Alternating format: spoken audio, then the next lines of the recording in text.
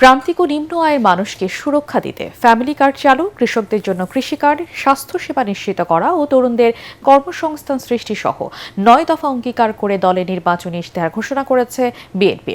রাজধানীর সোনাগাঁও হোটেলে দলের চেয়ারম্যান তারেক রহমান ইশতেহারে রাষ্ট্র ব্যবস্থার সংস্কার, বৈষম্যহীন আর্থসামাজিক উন্নয়ন, ভঙ্গুর অর্থনীতি পুনর্গঠন, অঞ্চলভিত্তিক সুষম উন্নয়ন এবং ধর্ম, সমাজ, ক্রিয়া, সংস্কৃতি ও সংহতি এই 5টি বিষয়ের উপর গুরুত্ব দেওয়ার কথা জানান।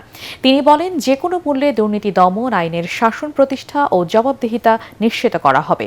ইশতেহার শুধু নির্বাচনী প্রতিশ্রুতি নয়, এটি নতুন সামাজিক ও রাষ্ট্রীয় চুক্তির ঘোষণা বলেও মন্তব্য করেন তারেক রহমান।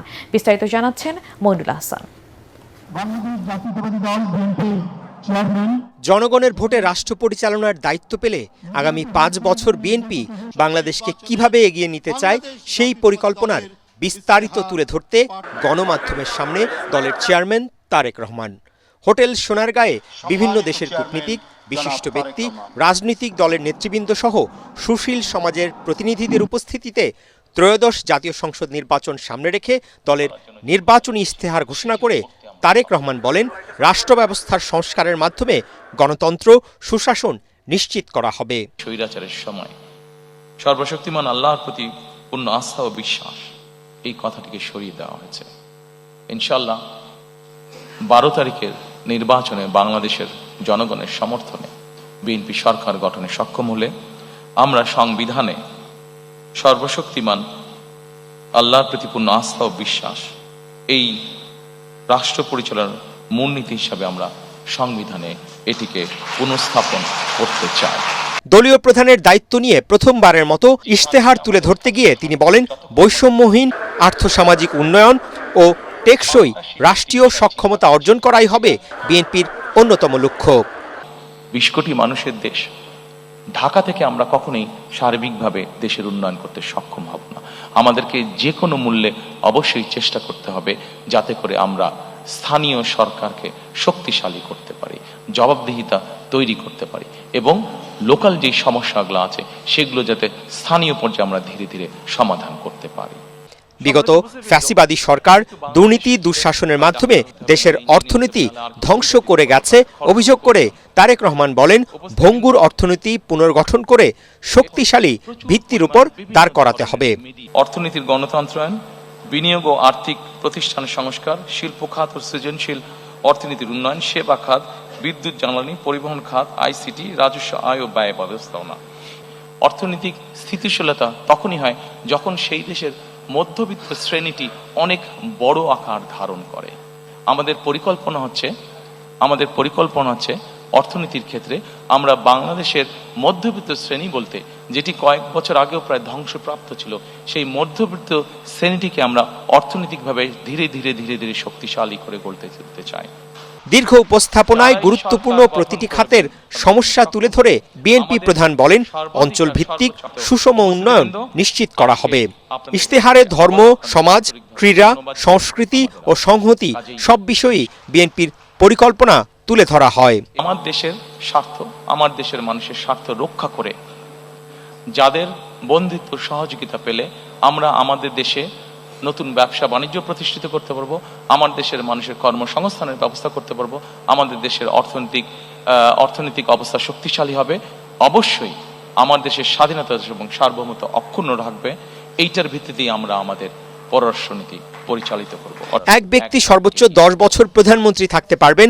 উপরাষ্ট্রপতির পদ সৃষ্টি, মানুষের ভোটাধিকার নিশ্চিত করতে তত্ত্বাবধায়ক সরকার ব্যবস্থা পুনর্বর্তন, গণমাধ্যমের স্বাধীনতা নিশ্চিত করার অঙ্গীকারের কথাও ইশতেহারে ঘোষণা করেন বিএনপি প্রধান তারেক রহমান। আগামী 12 তারিখে নির্বাচনে জয়ী হয়ে ইনশাআল্লাহ সরকার গঠনে সক্ষম হলে আমাদের সর্বোচ্চ অগ্রাধিকার থাকবে এই 3টি বিষয়ের উপর গুরুত্ব আরোপ করা: দুর্নীতি, আইনের শাসন এবং জবাবদিহিতা। যে কোনো মূল্যে আমরা এটিকে সর্বোচ্চ অধিকার দিব। দীর্ঘ বক্তব্যের ইতি টানতে গিয়ে তারেক রহমান বলেন, এমন বাংলাদেশ গড়ে তুলতে চাই যেখানে প্রতিটি নাগরিক গর্ব করে বলতে পারবে, সবার আগে বাংলাদেশ।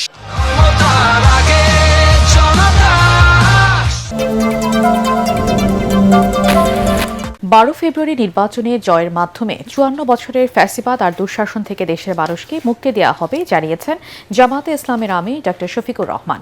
বলেন, যারা দেশের মানুষের উপর জুলুম করছে তাদের ভোট চাওয়ার কোনো অধিকার নেই।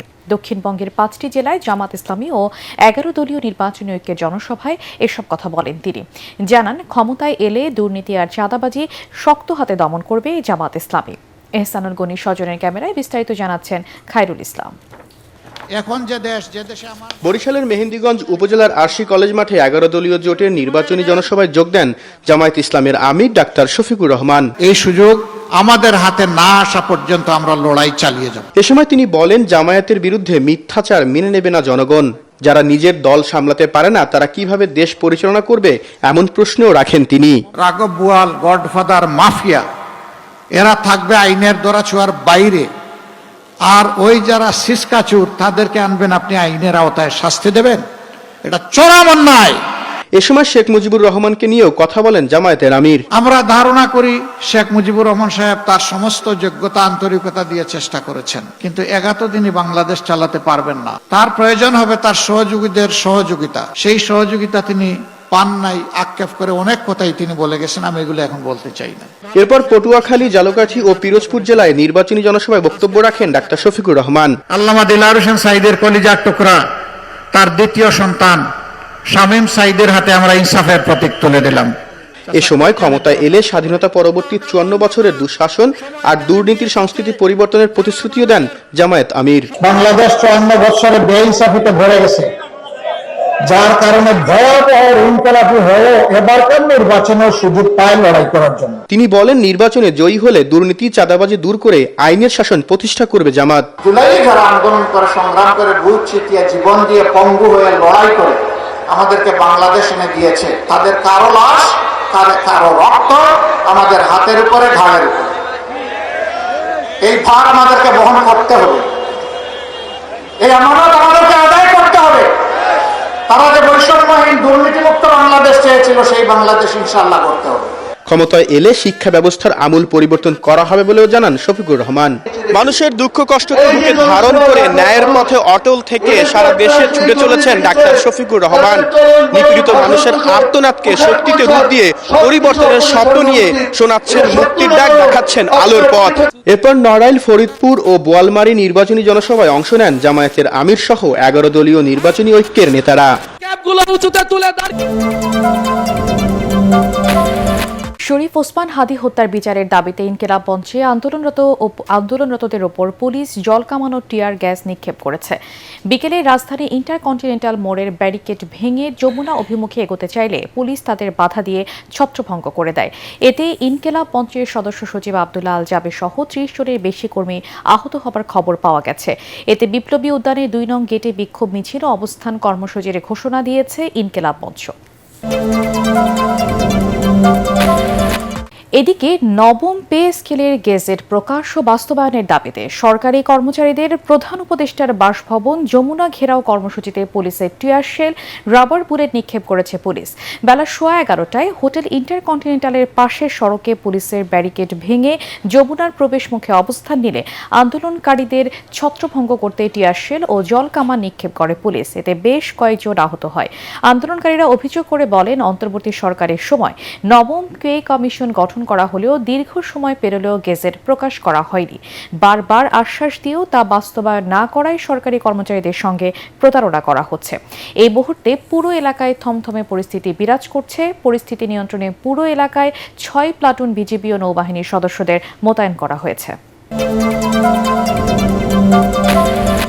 5ই আগস্টের পরে যারা দেশে চাঁদাবাজি ও দখল বাণিজ্য করেছে, 12 ফেব্রুয়ারি নির্বাচনে জনগণ তাদের প্রত্যাখ্যান করবে বলে মন্তব্য করেছেন জাতীয় নাগরিক পার্টি এনসিপির আহ্বায়ক নাহিদ ইসলাম। ঢাকা 19 আসন সাভারে 11 দলীয় জোট প্রার্থী দিলশানা পারুলের পক্ষে নির্বাচনী সমাবেশে যোগ দিয়ে তিনি এই মন্তব্য করেন।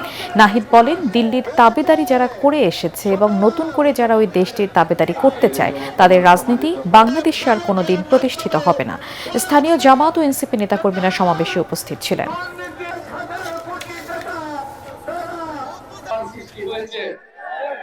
আমরা আশা করি 12 শুধু একটা দলের জায়গায় আরেকটা দল প্রতিস্থাপিত হবে। বাংলাদেশের মানুষ সেই কারণে গণঅভ্যুত্থান করে নাই, জীবন দেয় নাই, রক্ত দেয় নাই। আত্মত্যাগের মধ্য দিয়ে আজকে আমরা নির্বাচনে যেতে পারছি। আজকে কোনো ব্যক্তি স্বার্থ নয়, দলীয় স্বার্থ নয়। আজকে আমাদের 11 দলকে জয়যুক্ত করতে হবে এবং সরকার গঠন করতে হবে ইনশাআল্লাহ।